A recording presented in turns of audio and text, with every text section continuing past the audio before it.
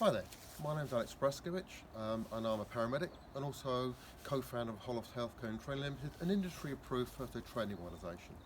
At some time in our lives, many of us will be required to call for the emergency services, and most people in this day and age will tend to use their mobile phones. And that in itself can be quite challenging in that in areas with variation in signal strength or busy network, that can prove difficult sometimes. In this short video I'm going to explain to you and share some information how to maximise the chances of getting through to the emergency services. Okay, first of all we actually need to make the call. Now in the UK, if you need to call the police, ambulance, fire service, mountain rescue or lifeguards, you can either call 999 or 112 from your mobile device. In the UK they are received by and handled exactly the same way. However, when you go abroad, that can be slightly different. So this video we're going to focus on the 112 number.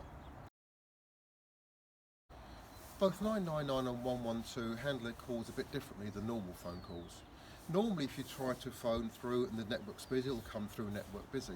However, if you dial through on 112 and 999, it'll actually hunt for other network providers. Now I'm with EE. If EE is busy, it'll go through to 3, Vodafone or O2, and see if there's a free signal there. Secondly, if you try to dial through and give it a minute to try and get through to the emergency services, if you don't get through within a minute, it could be there's only one signal mast in the area. So what you might want to do is then move around to see if it can actually gain the actual signal. If that doesn't work, then you can actually text through information through to emergency services. However, to do that you need to be pre-registered, and we'll discuss on how to do that later on. Also, just bear in mind that if you use a pay-as-you-go phone and got no credit left, you can still dial through to 112. And finally, if you find someone collapsed whilst out walking, for example, you're not got your phone with you but they've got theirs, you can access their phone, and even if it's a key locked, on the front of the actual key lock on the phone, it'll have the word emergency. If you press that, it'll go through to the emergency page on the phone with a green icon. Press that, it'll go straight through to 112. In addition, what you might find on the phone that might come up is the word medical ID. And that means that the person actually input data on their phone, like for example any medical conditions or medications they have, and if you press that, you can actually access the information they want to be revealed to other people. Right, that's the UK, but what about internationally? Well, 112 is valid in the UK, as is 999.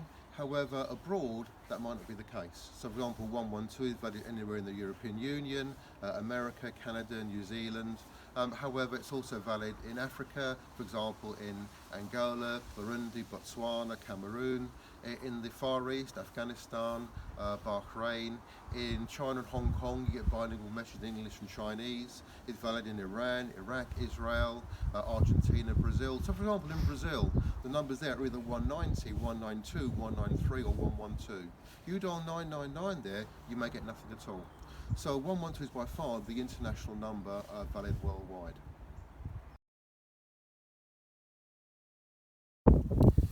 Okay, so let's say you tried to get through and call through to the emergency services and you failed to get through on the voice network. You can actually send a text to the emergency service, but you've got to be pre-registered to actually do that, and I'll tell you how to do that in a second. All you do is you create a new text to 112, stating your name, your location, numbers of casualties and where you are. Okay, so how to actually register your phone to the emergency services. Quite simply, create a new text with the message register, R-E-G-I-S-T-E-R, and send it through to 112. You should get a message come back saying, read all this and then send a reply yes to 999. In the UK, 999 and 112 are the same network. Send it back to 112, you are then registered.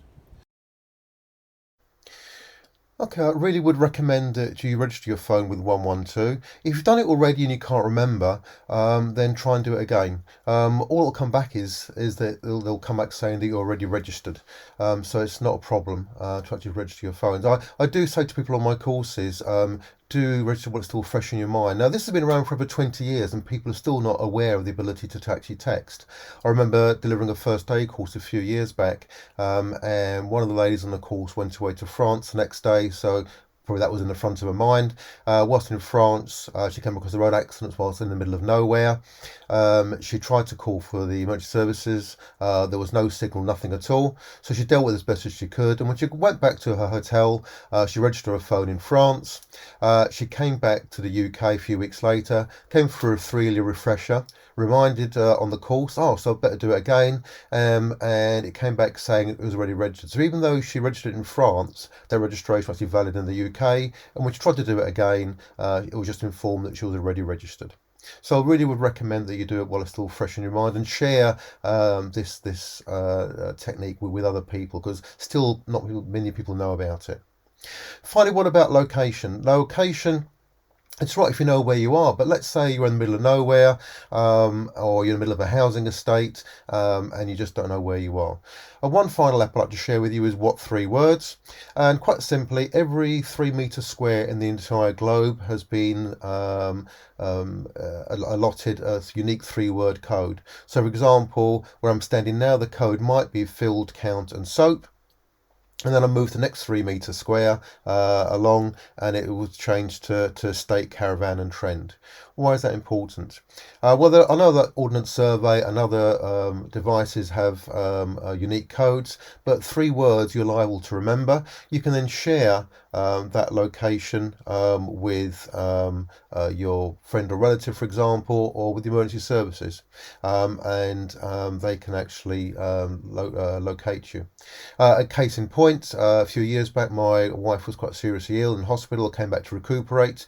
As she was recuperating, she went for a walk in the countryside, went a bit too far, felt too tired, couldn't come back home, didn't know where she was, there was no road signs.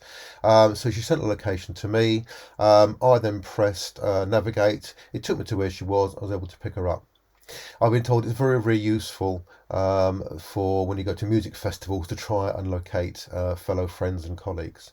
So that's the 2 things, the takeaway points: the how to actually contact 112 and the ability to actually text, to actually and register your phones to be able to text if you can't get a voice signal. And secondly, the What 3 Words app, which you need to download, but it is free. If you like this video, please click and subscribe, and please share the information with as many people as possible. The more people know about this, the better. If you want further information on courses that we run, dates and venues, please look at our Facebook page, Hollis Healthcare and Training Limited, or look at our website, hollishealthcare.com. Alternatively, if you want further information, please email us at hollishealthcare@gmail.com, or follow me on my Instagram account, Yoda Braz. Alternatively, old-fashioned way, call us during office hours on 0800 007 5248. Hollis Healthcare and Training Limited, empowering people to help save lives.